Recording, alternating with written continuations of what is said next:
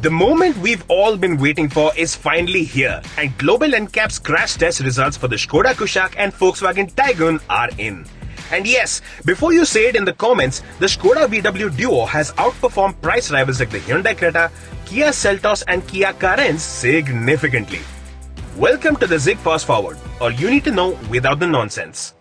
If you didn't know already, this isn't just a test of the India 2.0 SUVs, but they're the first cars to be tested under Global NCAP's latest and more stringent crash safety regulations. And in true Sharma Ji Ka Ladka style, they've outperformed the entire classroom or, well, the segment so far, scoring the full 5 stars for both adult and child occupant safety.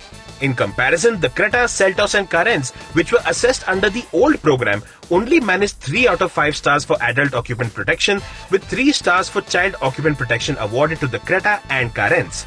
On the latter front, the Seltos' score was even weaker at a mere 2 on 5 stars.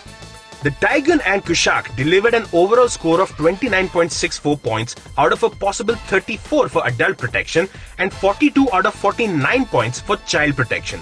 The tests include the front offset deformable barrier crash test carried out at 64 km per hour and the side mobile barrier test carried out at 50 km per hour, both using entry-level models with dual front airbags only.